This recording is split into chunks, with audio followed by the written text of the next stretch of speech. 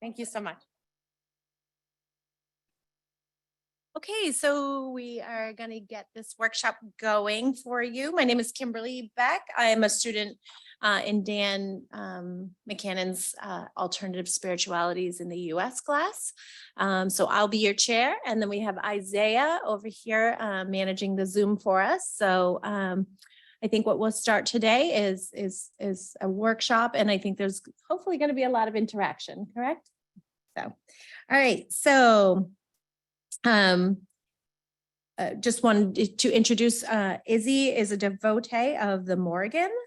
He is a founder member of the Order of the Crows priesthood and a hearth member of the Kora Katabodwa priesthood.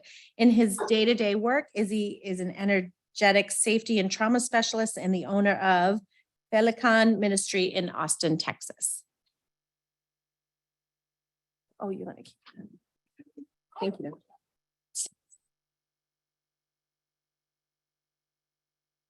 Hello, everyone. It is an unfortunate truth that modern spiritual communities are perpetuating a culture of abuse. Disempowerment is happening in the form of shame, humiliation, manipulation, forced isolation, and retaliation.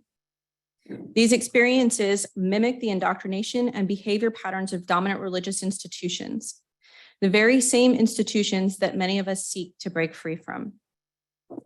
My name is Izzy Swanson. I'm a devotional polytheist, and I was raised in a Pentecostal cult in a small town in Texas.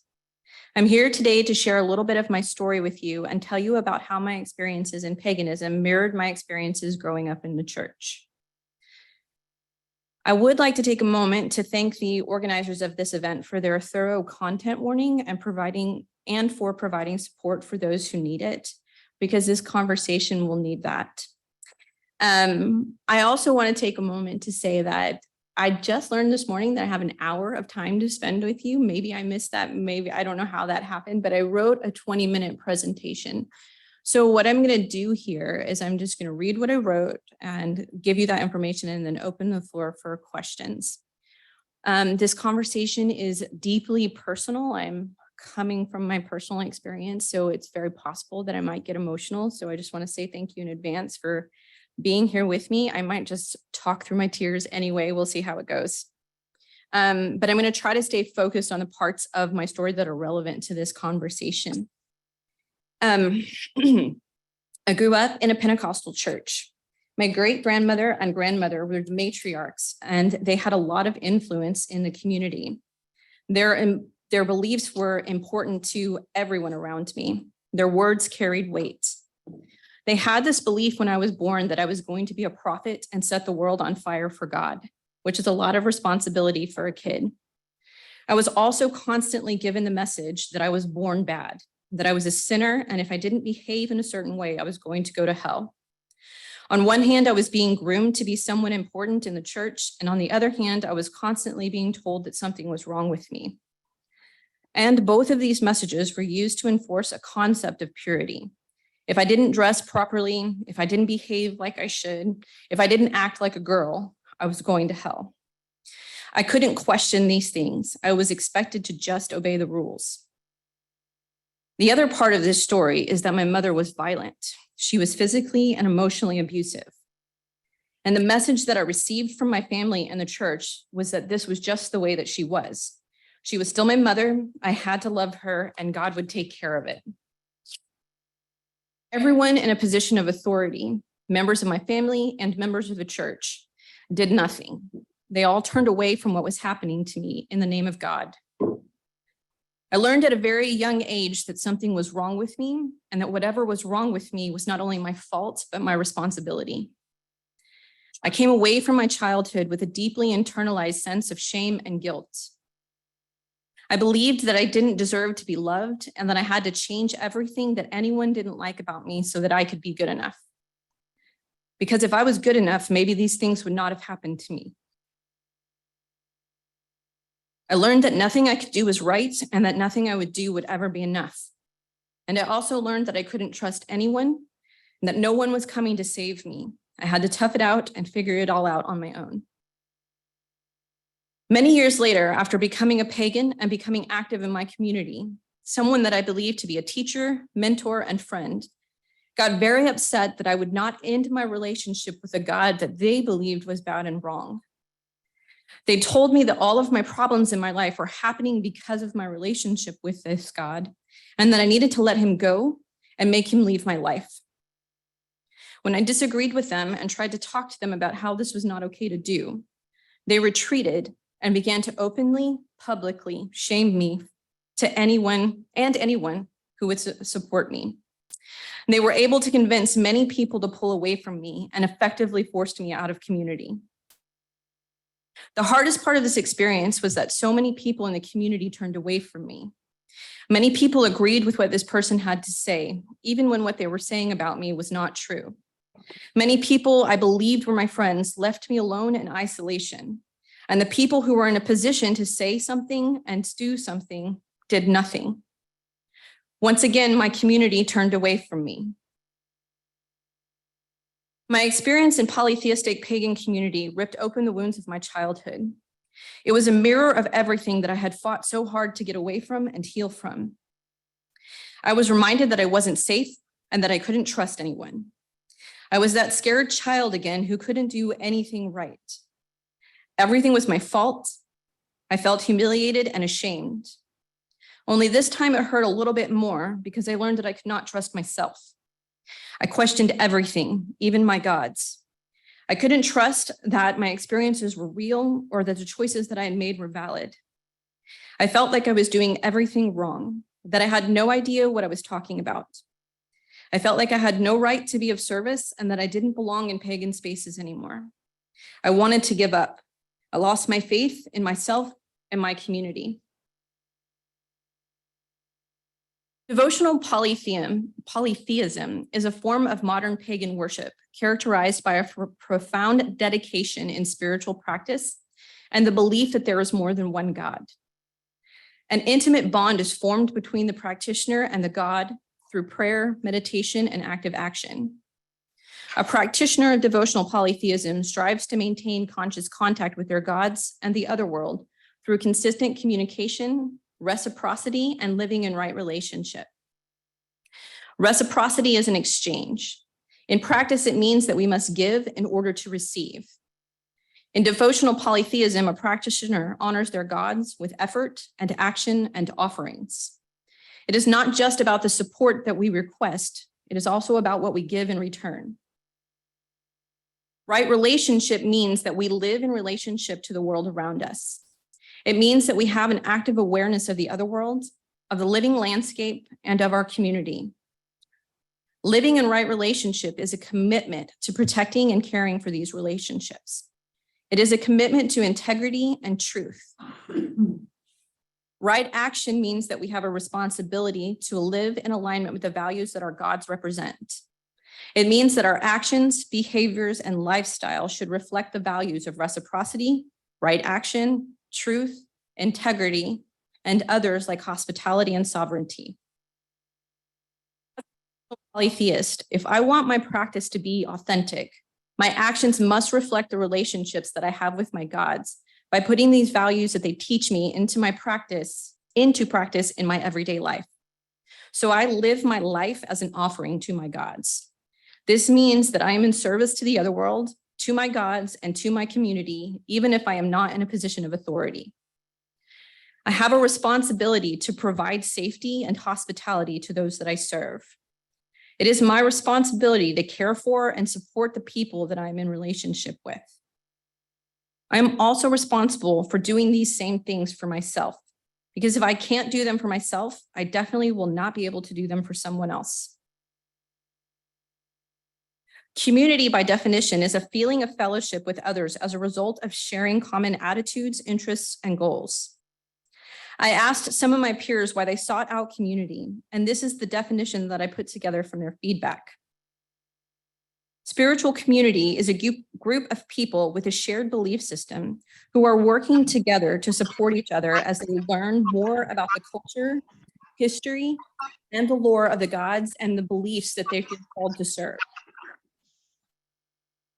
It is a place to share spiritual experiences with others so that we know that we are not alone. It is a group of people who provide stability and safety, who care for us, and help to hold us accountable to the values that are vital components of our spiritual practices. In spite of the experiences of my youth, I still believed that there was something more, that something greater than myself existed. But I had been a solitary practitioner for many years. I sought out community because I wanted to learn more and not feel so alone in my practice. I remember the feeling that I had after I attended my first Moravian conference. I thought I had found my place. The best part for me was being in a space where everyone shared the same beliefs as me, and I didn't have to try to make it make sense to them. I came to community to find a safe place. Instead, I learned that many groups in modern spiritual spaces were really no different than the religious institution that I grew up in.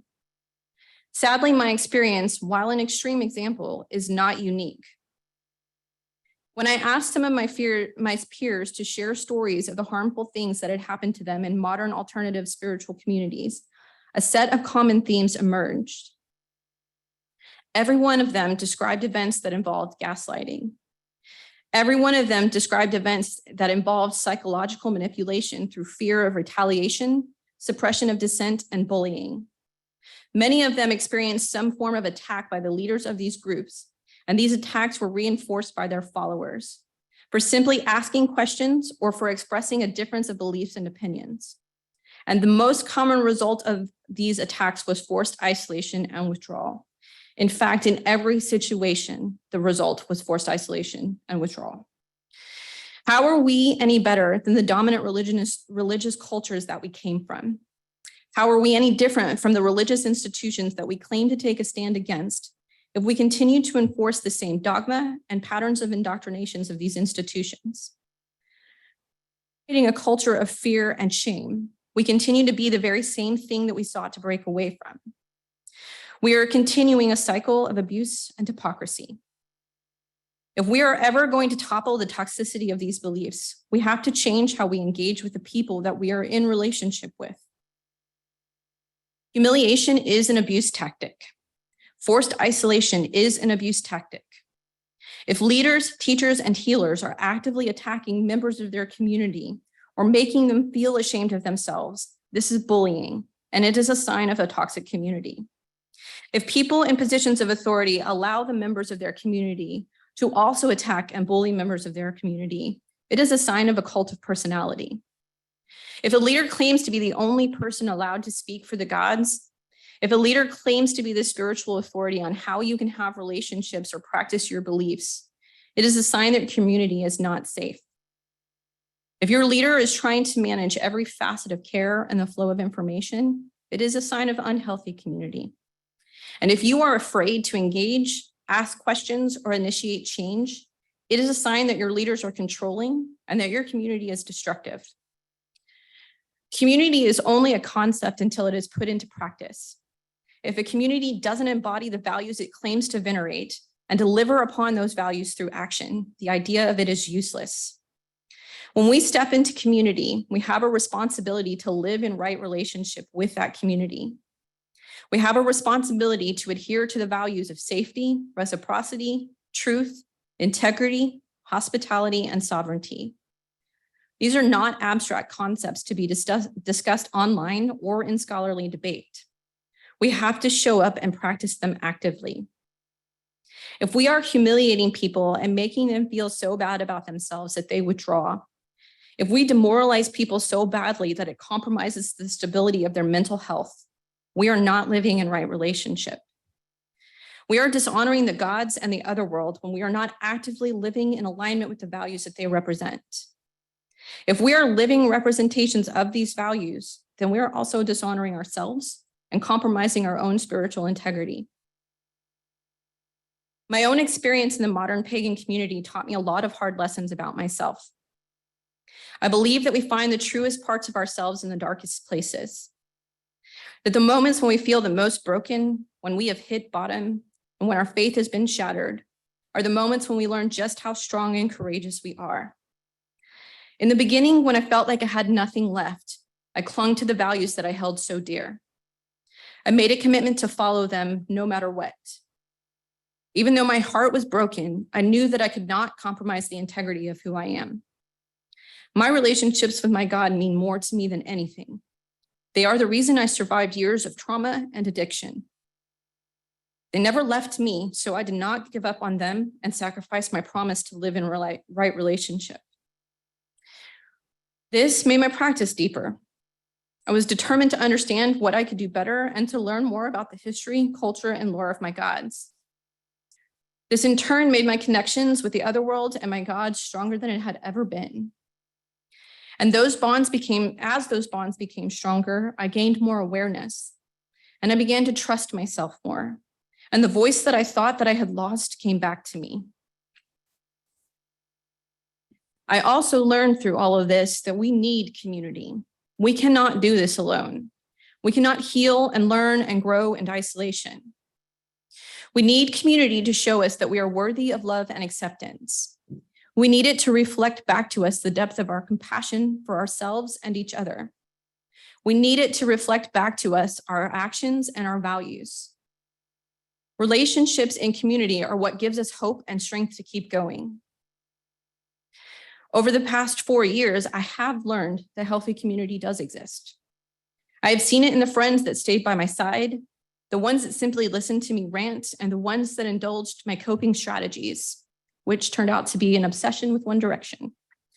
I've seen it in the people that acknowledged that what happened to me was not real, or that it was real and that it was not okay. I have seen it in the people who openly supported me, even though they did not have to. I've seen it in the people who sent me small gifts and love notes and encouraging messages to let me know that I was not alone. I have seen it in the people who took the time to stop and evaluate and learn when they had been held accountable. I have seen it in the groups that make decisions by consensus rather than allowing one person to dictate everything. I have seen it in the people who are committed to their own personal healing and in the groups that take time to learn about trauma-informed care. When we speak about our responsibility to community, we have to come to the reality that we are responsible for our own personal work. If we're going to be living representations of our values, we must be accountable for our healing. Not for what happened to us, but for our healing.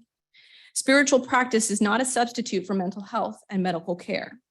Your emotional responses and trauma are not separate from your spiritual practice. Your practice does not replace the need to address these issues or to be held accountable for the actions you carry out as a result of them. And you might ask why I'm telling you this and why this is important. And I will respond and tell you that your emotional state will influence your relationship with yourself, with your community, and with your gods. It will be the lens through which you receive messages and view the world around you. So this message also applies to your leaders. They have the same responsibility, if not more so, to healing and accountability that the rest of us do. So I encourage you to remember that your leaders are still humans. They are living life on life's terms, just like the rest of us, dealing with their own daily stressors, with their own traumas and emotional wounds, and with their own indoctrinations and beliefs. And I don't say this to give them a pass or excuse them from their behavior. I say that to say that they're acting in these ways and we need to be aware of it. We have to stop putting our leaders on pedestals. We have to stop following them without critical thinking simply because they have done something to make us feel special and included. Your leaders, teachers, and healers work in service to the gods. They are not the gods themselves. They are in service to community. They are meant to be guides and guardians. Even though they may have a profound connection, they cannot be the authority about the relationships you have with your gods or your spiritual practice. No one can do that. So I encourage you to trust yourself and your experiences. Stay focused on your values and your relationships with those gods, and let them be the ones to guide you. If sovereignty is a core value of our traditions, remember that you always have a choice and no one can take it away from you, at least not anymore. Dominant religious cultures indoctrinated us to believe that we did not have any choices and that we had to blindly follow without question. It taught us to believe that something was wrong with us if we did not. But we have an opportunity to break through the dogma and do something different than what we have been taught. We have a responsibility to ask questions and to figure out what right action and what right relationship is for ourselves. We have a responsibility to hold our leaders accountable, because if we do nothing, nothing changes.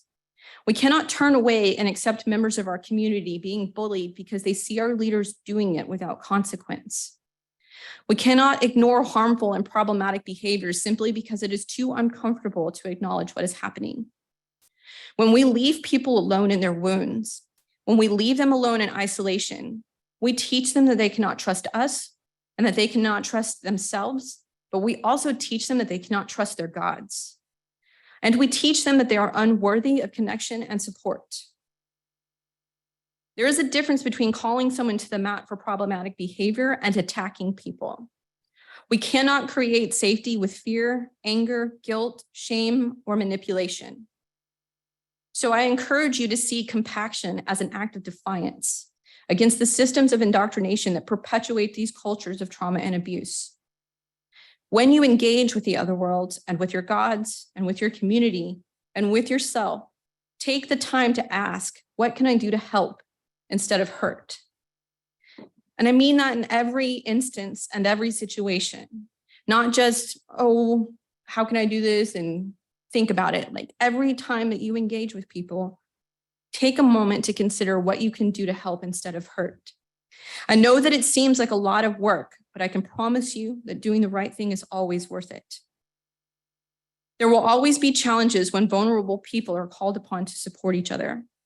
However, I am hopeful and have faith that we can make these changes. I look forward to witnessing what our communities can do as they learn to live in right relationship with each other. And I look forward to witnessing how this deepens our relationships with our gods. I look forward to becoming something more than what we came from. So thank you for your time and support and listening to my story today.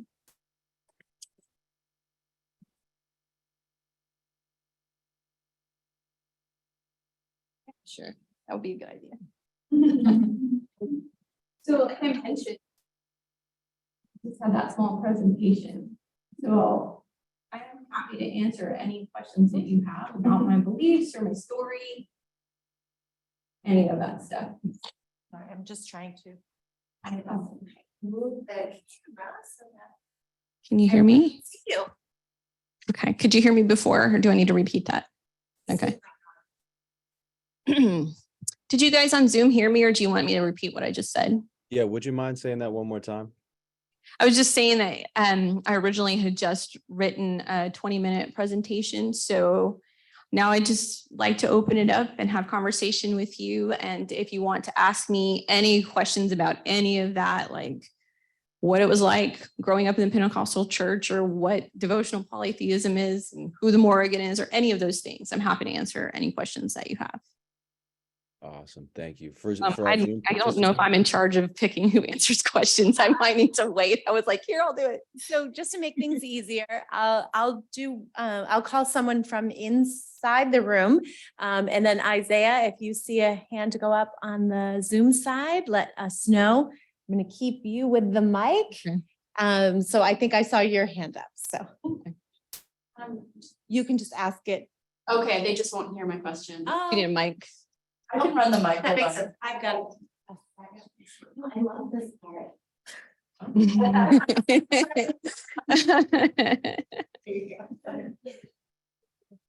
Thank you for such a wonderfully vulnerable and important presentation. I really appreciate that. I just wanted to ask whether you could speak to why it's important to bring your narrative and this type of experience into this particular context, to a conference that's largely, or not, maybe not largely, but it's like academic. We're at Harvard University. And I just want to hear from you why it's important, if you think it is, that a conversation like this gets brought into this particular context. Thank you. I will tell you that I didn't know that I was going to get accepted to do this. Somebody saw this conference and they knew my story and they were like, you have this. Like, I can't remember exactly how it was framed on the website, but there was there's something how it was written about looking at the relationship between one and the other. And when I went to submit a proposal, I was like, I do have experience in both of these scenarios. I have experience in what is the word that you guys have been using? High control groups, being raised in the Pentecostal church. And I have experience of what it was like to experience a cult again in a different religion as an adult. And so I felt like it was important for people to see somebody who does know what it's like on both sides. And also, I think it's really important to know that it happened in both places, and that it can happen in both places. Like when I joined my community, I'm in recovery as well. I've been clean for somewhere between 14 and 15 years. My 15-year clean date is in September. And another little part about my story is that my reaction to what happened to me was to use drugs. I started using drugs when I was 14 years old. And I was already between the ages of 16 and 18, I had been arrested for multiple felonies for intent to distribute. And my life didn't slow down. It was like that until I was almost 30 years old. And that was my response. Like I was angry, I was addicted, I didn't care. And what I'm trying to get back to is I felt like I had done a lot of work. I'd been in recovery, I'd been in therapy. I've been in therapy for a very long time. I went to college, I got a degree, I did all of the things to establish some sort of balance in my life before I even got to the point where I got called to priesthood and called to be in service and was told by the Morrigan, okay, now you have to go and be in community. So I thought I had done everything to be ready and prepared. And the very first thing that I did was pretty much hero worship the most toxic person that I could find. So I think it's important for people to hear those things. Yeah. Thank you for asking that. Thank you, Maria. We got one question on the Zoom, if you have a moment. Ella Hudson, go ahead. If you can come off mute. Okay, thanks, Isaiah. And thank you, Izzy. A lot of your story resonates because I've been through some very similar things.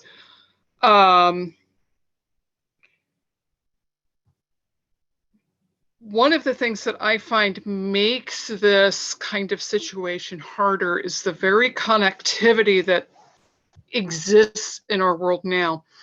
When I went through mine, the basic way that this got communicated across the whole neo-pagan Wiccan community was through bulletin boards. Now, stuff like this can spread across multiple social media platforms. And that in itself is incredibly toxic. It's one of the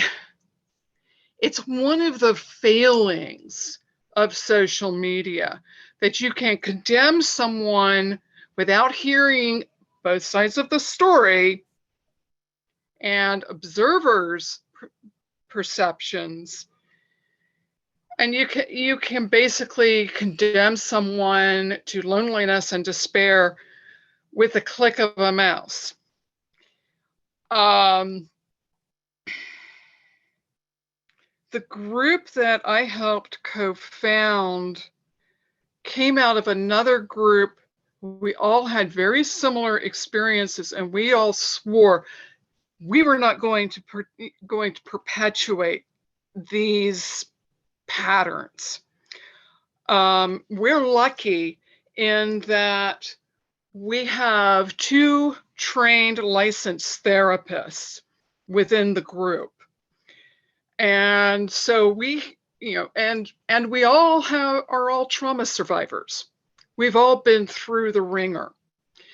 And so we listen to each other. We check each other, and we understand that, this stuff can happen very easily. People can get hurt very badly. You can literally drive someone to suicide with this kind of behavior. I know, because I've been there. And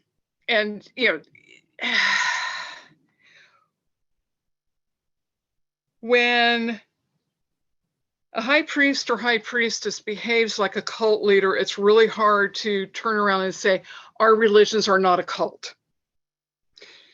But we are not, of course. And we have more room for schism than the Protestants have ever dreamed of. And the problem with that is that with leadership that fractured, keeping accountability within the broader pagan, neo-pagan community is really, really tough. I think I do want to mention a few things there that kind of bring it back around to the point that I was trying to make. You were talking about how, with a click of a button, you can pretty much bully someone into suicidal ideation, and other things. And what I will say is also with a quick click of a button or the absence of a click of a button, you can do the same thing. The main thing that happened to me, that was exactly what happened to me in the church, was that there was at least one person I believe had the authority to speak out against what had happened to me. And that person never said a word.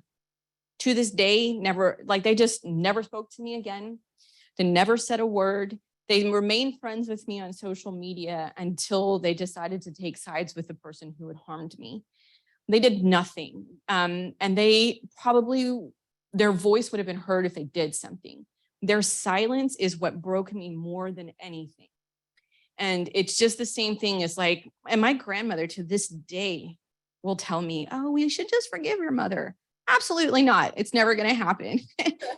But that is the thing that I think is most harmful.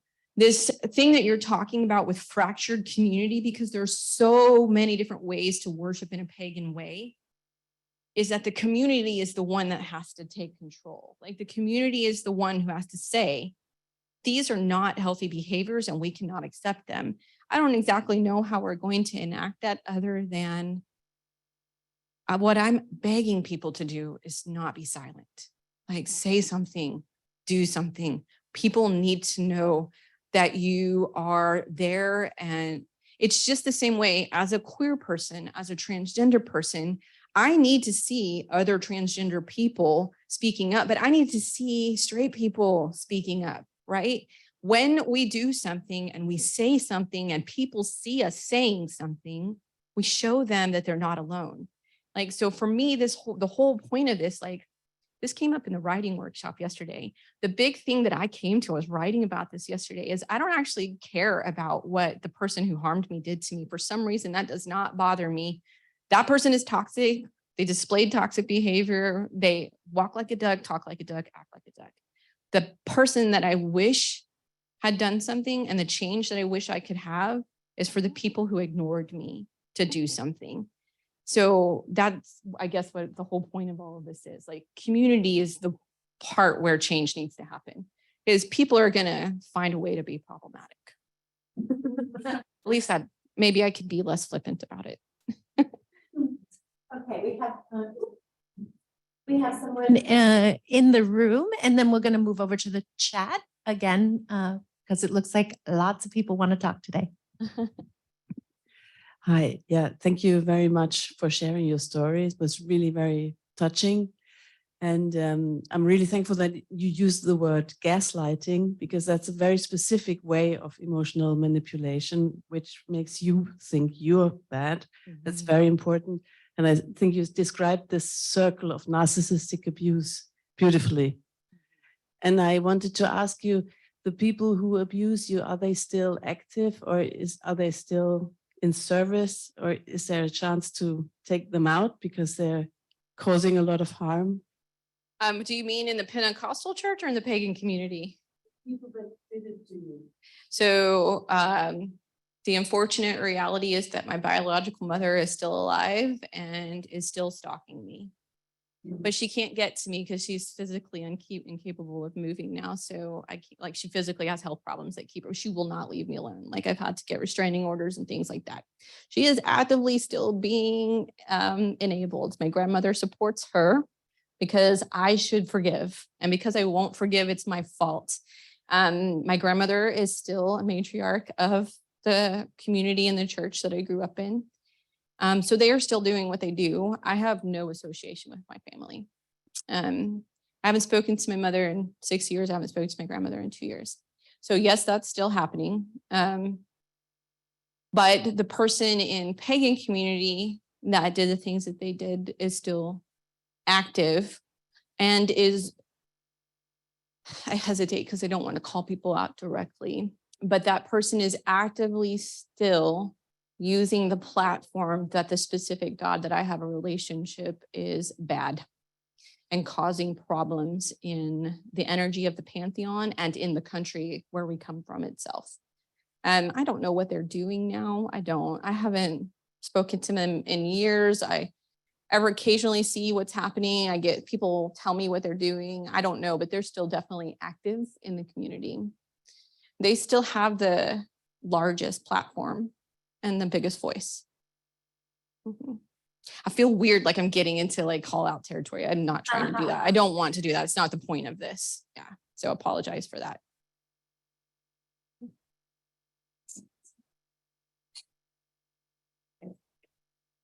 Thank you. And Suzanne, if you have your hand raised, please go ahead.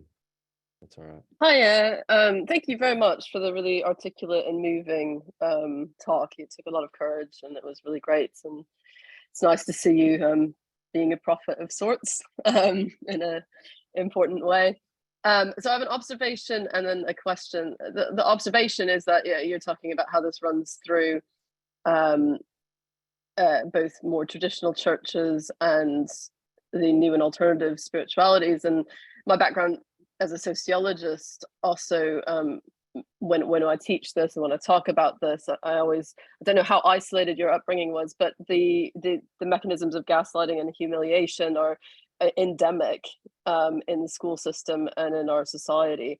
And I don't know if you have any comments about that. And I think we're moving forward a bit as a culture in that we're learning these language to talk about it, and we have made changes, but you can comment on that or not. What I'm curious is because you said you'd be open to talking about your relationship with the Morrigan and your theology a bit. And so I'm wondering how you encountered her or how you met her and what the relationship is between the Morrigan and the God you knew before you met her. You mean like from the church relationship between Maybe. I don't know what your relationship with God was before, what you thought God or gods were before, but and how did you change having had this encounter with the new divinity? Okay. Yeah. And one thing I'll speak about with what you were saying about how isolated my childhood was. I grew up in a small town in Texas. It was isolated. There, like where I grew up at there, I couldn't get anywhere. I couldn't even walk to get anywhere from where I lived. It was just nothing but open sky and flat land. So it was, I think maybe the fact that it was a small, isolated rural space contributed to why it was so intense. I love to speak about the Morrigan. I got called by the Morrigan. Well, let me give you a little. The God that is in question that I was told to not have a relationship with actually showed up in my life when I was about 5 years old. His name is Cuchulainn. He is like the warrior hero of both Northern Ireland and not regular Ireland, but Ireland versus Northern Ireland. I don't mean to say it that way. I didn't mean it that way. But anyway, he has been with me and protecting me my whole life. And if it wasn't for him, I wouldn't have known, like I became obsessed with Ireland at a very young age. It is literally everything I care about. But when I got clean, right after I got clean, I had a healing session. And in that session, the healer that was working on me said, hey, the Morrigan came and said that you belong to her. And I was like, okay, cool, whatever. War God, woo, I'm into this. But she literally started showing up, like I would go to do journey work or meditation and she would like take over my body. She'd be like, I'm like, okay, I'm yours. And she just it kept happening. I had a lot of really crazy experiences. I don't know if you want to know all of those, like the part where I almost died and all of that stuff. That was a huge part of my life story that may not be relevant here, but that's kind of how she came into my life. And her relationship with Cucullin is that, she guards his death. She's there at the moment of his death. Some version of the Morrigan or her sisters or counterparts are part of his story throughout his whole story. The story that I'm talking about is something called the Toin Bokumi. If you guys ever want to read it, it's pretty epic. I love Cucullin's role.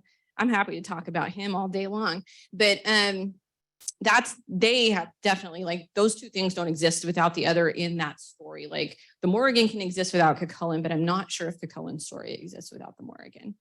I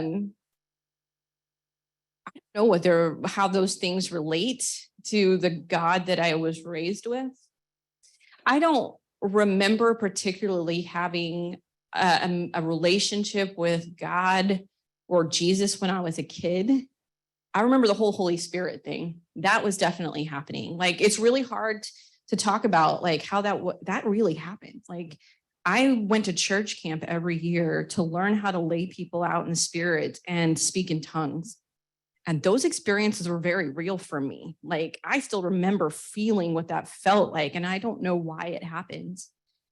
But I do not think that the Morrigan and the God of the Christianity I was raised in have very much in common, because the Morrigan is a god of war. Primarily, she is the god of war of the Tuatha Dé Danann and the Iron Age Irish Celts, and war, magic, battle, sorcery. Those are the things that she governs, and sovereignty, which for me translates personally into the fight to have my own personal power. I didn't get any of that from the God that I grew up in, or the God from the religion that I grew up in. So they're not similar to me in that way. I don't know. I don't know if I would relate them at all. I don't know if that helps answer your question. They're very different experiences. No, it's a fascinating answer. Thank you for sharing. Welcome.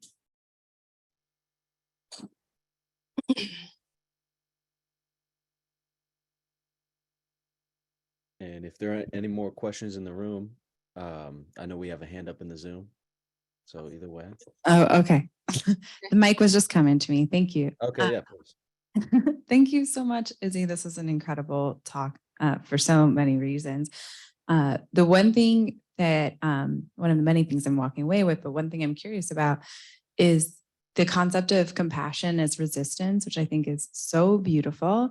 And also, I really admire how you've been able to navigate the leaders that have betrayed you, and now you're still stepping into a leadership role in some ways, which is also a very vulnerable role, knowing what can happen being a leader. So my question is, and more than like the mechanics of what do you do to kind of fight compassion fatigue, but really, how do you stay resourced in compassion, knowing your radical approach of wanting to be compassionate at all times to all people, and being this leader in your community as well? I mean, I think that's a really great question. Thank you for asking that. I think coming back to the concept of my values, compassion is central to that. Maybe because I know what abuse is like, I don't think that it's hard to choose compassion. And maybe it is. Like, I'm going to have a bad day. I'm going to be moody. I'm going to be angry. I've got a history of addiction. Do you know how much wildness is in this body? I'm feral. So I don't always make the best choices, but I just try to remind myself that when I know that I have a choice and I'm aware that I have a choice, I'm going to choose compassion. It might also be because what I do in my daily life, like the job I get paid for, is to treat trauma. So I spend every single day with people who are recovering from their PTSD response or actively in it. And maybe because I have that awareness on a constant basis, I see how much people are hurting. And that keeps me like, we cannot treat people like this. We just cannot treat people like this. I do know compassion fatigue and burnout though, especially after the past 3 years. At this point in time, most of the people that I'm treating are providers because everybody's burnt out. Everybody is so burnt out. And to be honest, the only way to recover from burnout is to step away. Like you cannot just keep going and recover from burnout.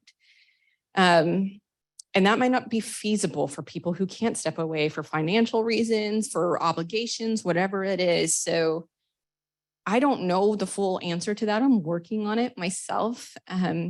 One of the things that I have been doing might be because I might have some fortunate circumstances and a little bit of privilege here. So I don't know the right answer, but I have employees now that are taking off the workload, and I'm only working 3 days a week.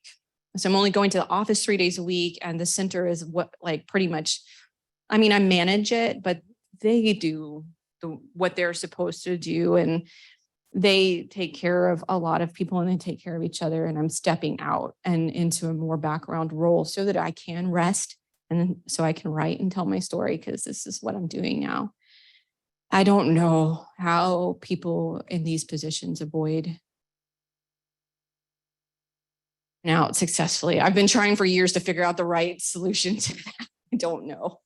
Yeah, other than just finding a way out of it. Not that I don't love the work I do. I love it. I can imagine not doing it, but I sometimes just can't do it anymore.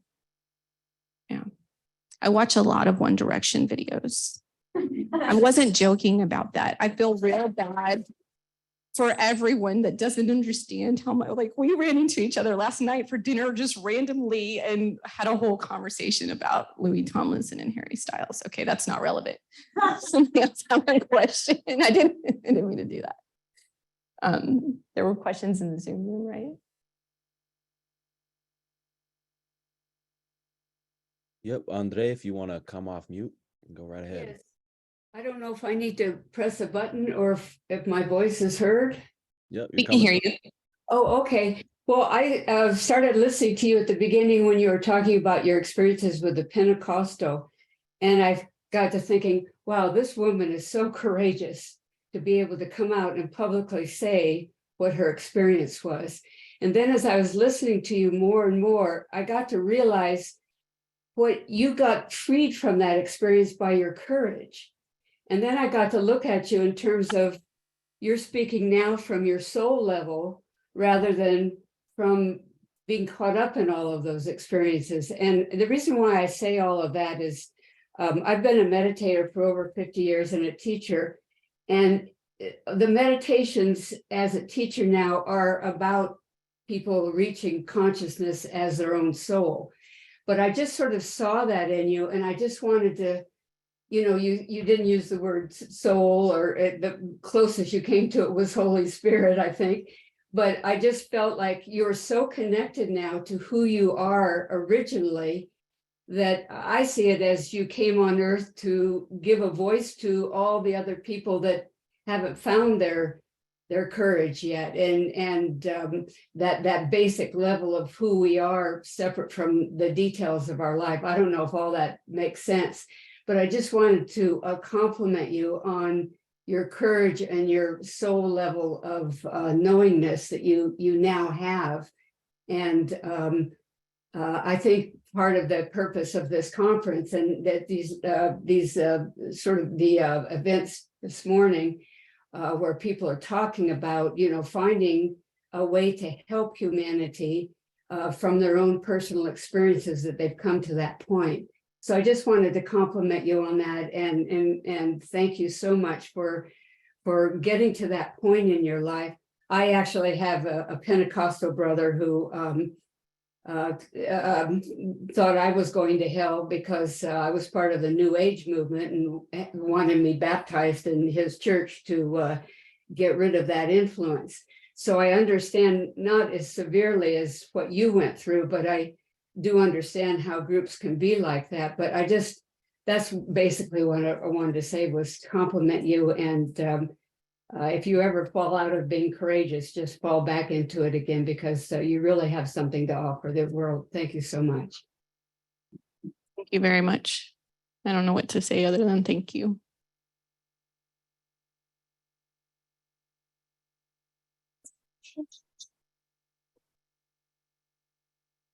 If there's anyone else in the Zoom that would like to ask a question or have something to say, Yep. you're welcome. Yeah, awesome. We got one question submitted in the chat, and I'll just read it, coming from Frank Derval, which is saying, knowing how much pagan and neo-pagan communities value their independence as a reaction to the oppressive dogma and structures of control and dominant religions, have you thought at all about how we might build systems of accountability across the diaspora of individual communities that all tend to get labeled as the wider pagan community? I mean, I think about it all the time. One thing I would say is that when it comes to pagans as a wider community, like ultimately we're a wider community. Like paganism, in my understanding of it, is, I mean, our whole goal is to not be like the church and dominant religions, right? Because for us, and this is no hit on anybody else's belief systems, but for us, the Christian church took everything from us. It took our beliefs, it took our religions, it took our cultures, it took our land, it took everything. And I say our as a whole of paganism. I am aware that I am a white person living in America, and that doesn't really, like, I want to acknowledge my privilege there. But for us, we are like a whole part of our existence is to not be like the church. And so the reason why I'm like so appalled by this is because we're still acting out the same indoctrinations of everything that we don't believe in and that we're against. So I don't know if it matters if there's different groups. I think this applies to paganism as a whole. I've thought a lot about it. And, you know, one of those things is what I keep mentioning over and over again. It starts with not allowing people to get away with this and calling it out. And not being silent when people are hurting. But I am also aware that not everybody can speak up for reasons that might not be safe for them. So it is a complex issue. There may be reasons that where people are they're being harmed in their own way, or they're protecting someone else, all of those things that happen in any traumatic experience. I think I heard somebody talk about this morning or yesterday about educating leaders and supporting independent leaders, because pagans don't have seminary. We don't have institutions to support us. We don't get to go to school and learn and get a degree in divinity. We don't have any of those options. We become priests through trial and tribulation and through attrition sometimes. Like, we don't have anything to support us, right? And oftentimes we're recreating or reconstructing our history and our lore and our ritual from documentation that was written down by Christian and Catholic scholars, and so has this flavor of purity culture overlaying everything. And we have to go back and learn the archaeology. We should have degrees in archaeology and all of those things. We don't have any kind of education. There are some places that are providing education, but they're unaffordable or they're inaccessible, or things are happening. So we don't have a whole lot of support. So maybe there could be something to support us. You know, I don't know exactly what that looks like just yet. Yeah. There's a person here in the room.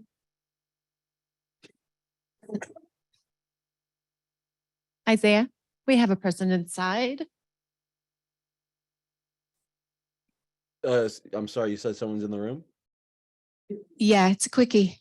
Yeah, go for it. Yesterday, we were talking about the Association for Spiritual Integrity, member-led organization of people like myself, a spiritual teacher who came the hard knocks of my own inner growth, my own inner journey, and working as a spiritual teacher for 20 years. And within the Association for Spiritual Integrity, we set it up because we have no supports. Yeah. It would be a shame if there is degrees for this type of inner work and credited courses. If it goes into that orthodox system, we lose the very essence that defines how we express ourselves. However, there needs to be accountability, and there needs to be those checks and balances, and we need community. And in the Association for Spiritual Integrity, we're not for profit, it's voluntary. We have a lot of pagans. We have quite a lot from Scotland and from Ireland. And as you can hear from this accent, I am Irish. Okay. Yeah. I hope I did you justice today. So sure, yeah, of course, yeah. Yeah, I'm familiar with the, yeah. I noticed you nodding. Yeah, I was reared with that, it was called folklore, but of course it's exquisite teachings. Thank you for keeping it alive. So there are many like us that are not connected to any lineage, and we can support each other and be ethical and accountable and create educational courses so that we can learn from each other. It's rich. Yeah. And let's not be the underbelly anymore. Let's surf this wave of social change that's carrying all of us. Thank you for that. Thank you for telling me that. I had never heard about that until I came to this conference. So maybe I'm taking a lot away from this as well. Yeah. Right. We got a question coming up from Thomas. Yeah, hello. Thank you very much, Izzy, for your presentation. I run a mediation service dealing with conflict within religious communities, both within the same denomination and across religions. I set it up because I was Secretary General of the Religions for Peace group for Britain and Ireland. And that led me to mediations involving the Druid community and the pagan community and the Wiccan and the Christian and the Buddhist and, you name it. I've been involved with really complicated power dynamics within these traditions.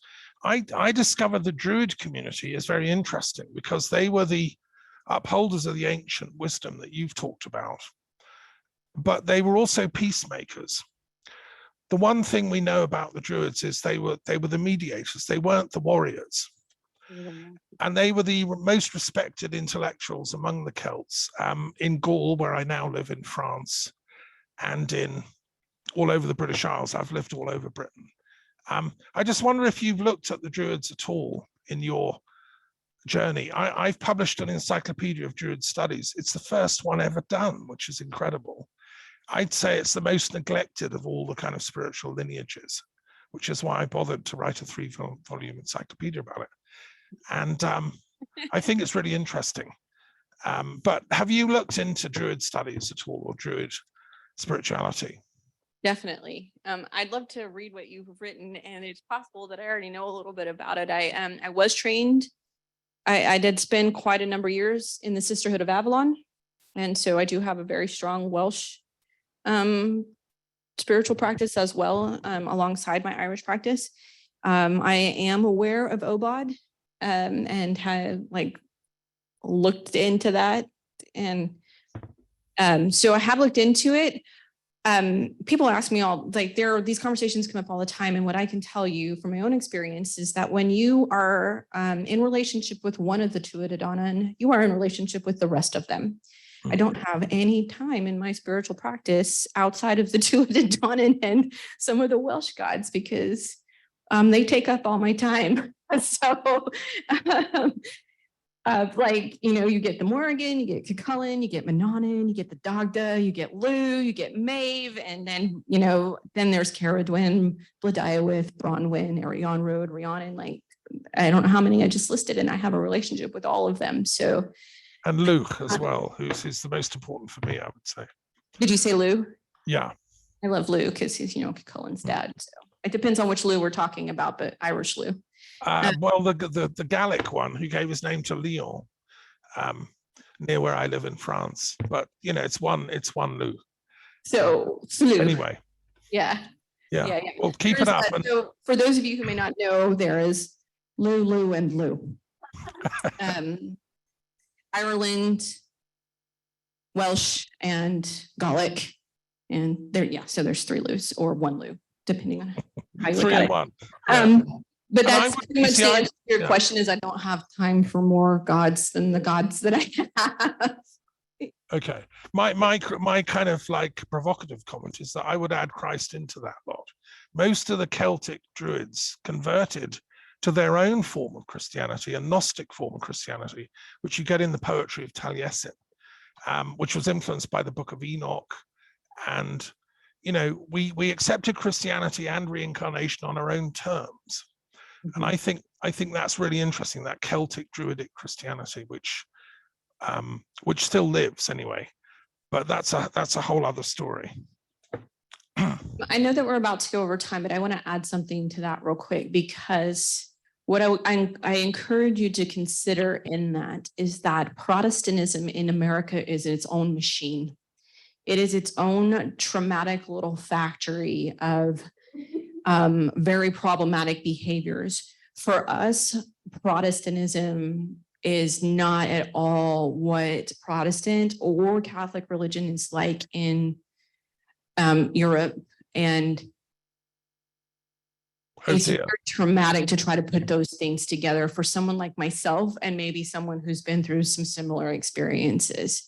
I can't put them together. I will never be able to put them together. I respect everyone's belief, but I will not be able to include Christ or Christianity in my life at this time in any way because of what has happened to me. So it's a different thing here in America. It hurts a whole lot more. So I guess I will end with that because we're at time. Thank you for asking that question there. Right, thanks.